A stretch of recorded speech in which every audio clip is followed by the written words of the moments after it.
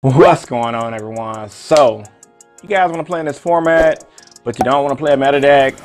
It's not that you don't have the money, but you want to play something different. Well, as you guys already know, in this video I'm going to be talking about 6 rogue decks that's going to be good for the format. They're going to be pretty much sleeper decks going into the North American WCQ. So with all that being said, guys, let's get into it. Without further ado, let's begin.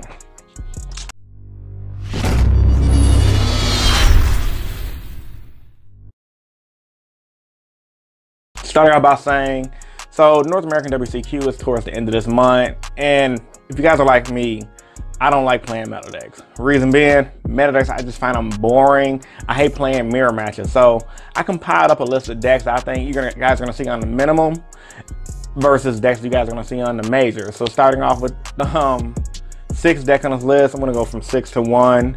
1 is not better than 6, 6 is not better than 1. These are just good decks to pick up and play with for the North American WCQ. Probably gonna get you a top 64. Maybe you might not win, but it'll get you there. Heroes. Now, you guys already know I'm a big masked hero fan. Reason being, Dark Law is one of the best boss monsters in the game.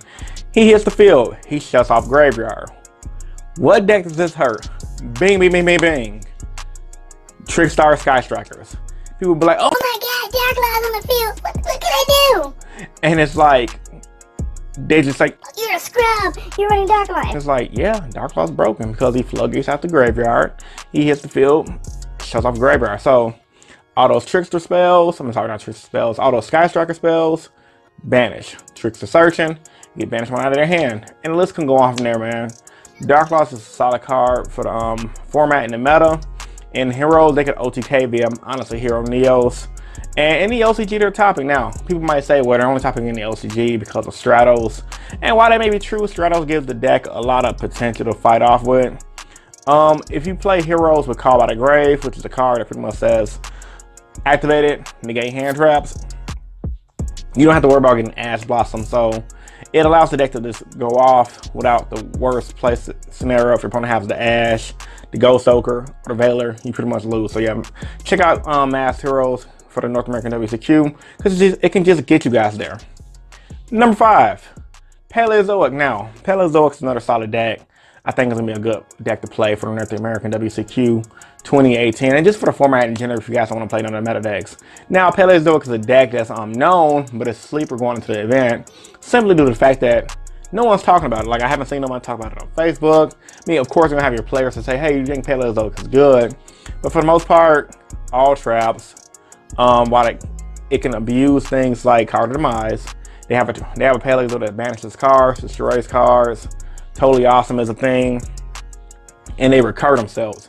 PALEOZOIC, in my opinion, is kind of like an anti-meta deck. They do a lot of 1-for-1 plays, but when you destroy their monsters, they're easy to come back.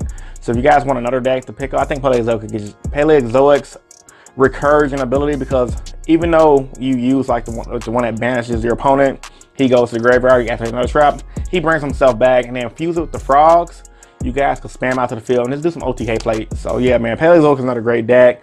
I think it has a lot of potential for this format, because it could just win and people aren't siding for it or aren't prepping for it, so why not? I mean, yeah, they got Twin Twister, but what can you do? You can't be prepared for everything. They have a Twin Twister and they time it right, they're gonna beat you. But if you have a Totally Awesome, you're good to go as well. So yeah, it's just one of those things you gotta think about moving forward. Number 4, dinosaurs. Dinosaurs, that deck I completely fucking hate. Like, the fact that they just spit a bunch of dinos to the board and they could just OTK you gets on my goddamn nerves. But you know, that's another reason why it's good, because it can just win you games out of nowhere. Out in the, I think it was South America, one of these WCQs that's been going on this weekend, it topped the event. It didn't win, but it topped. So that right there showed me the potential that dinosaurs fucking had. So other than that, just spamming the board. Double Evolution Pill is just one of those cards that can just get you there. And then they have that dinosaur that can just negate stuff.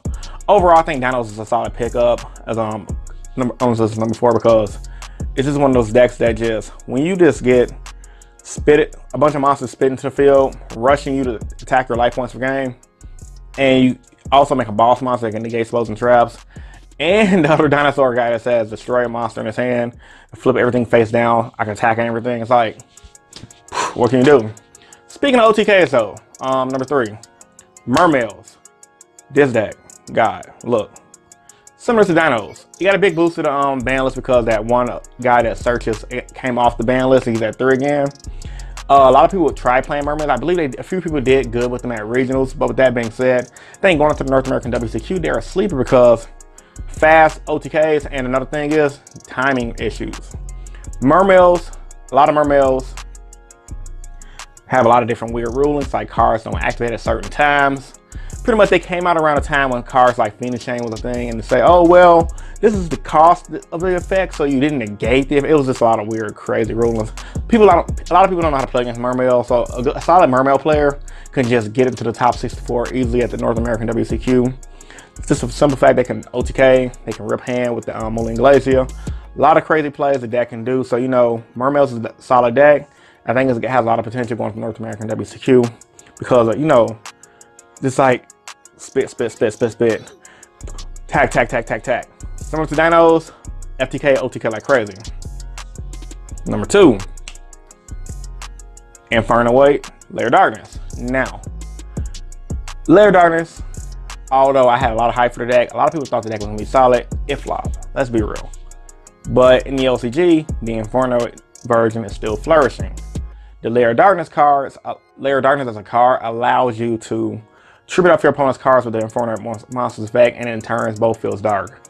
The dark part don't really matter because there's not decks that uses the attribute for any specific reason at the moment, so you can scratch the dark part. But INFERNOID, for whatever reason, there's another deck that spams to the field, pop off cards with the HARMADIK, copy a lot of their effects. It just does a lot for what they can do, and I think the LAIR Darkness based on the OCG can just tribute off your monster, spit out my INFERNOID, control the graveyard with this guy. They do a lot for what they have, so you know, I can definitely see based on OCG results, INFERNOID is doing well because they spit monsters to the board, they abuse LAIR Darkness, and they take advantage of the fact that players, while they have it in the back of their minds, they're not preparing for it. Because the thing about the North American WCQ, a lot of people forgot about, everyone's thinking, oh my God, Trickstar, Sky Strikers, oh my God, this deck is pretty much dominating the meta. It's dominating the meta. They're dominating every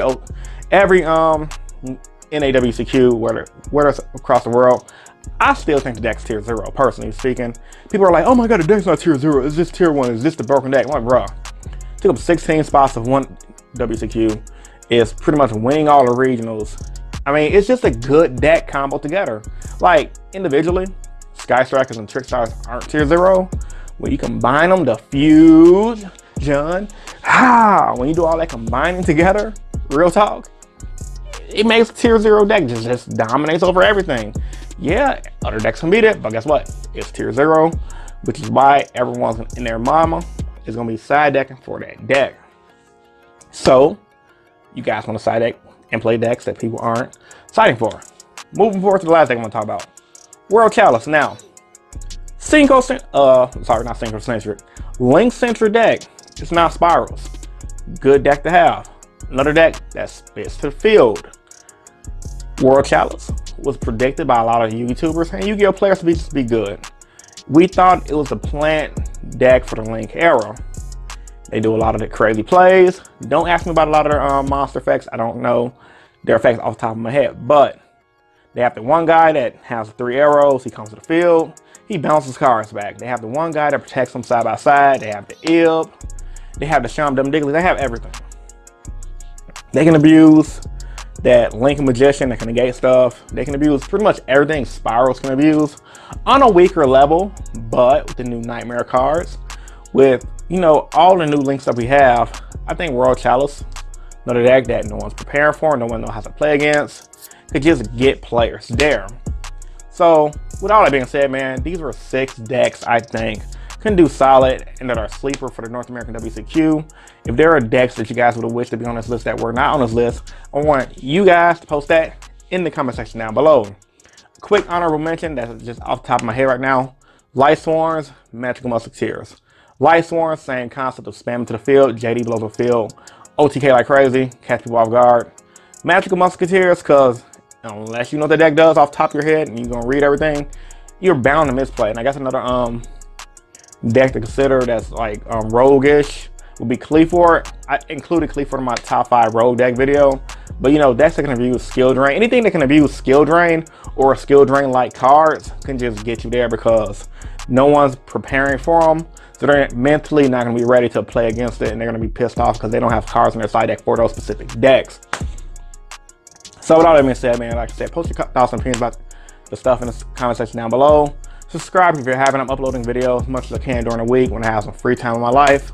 So yeah, man, this is InnovationYGO, and I'm signing out. Peace and stay innovative. Deuces.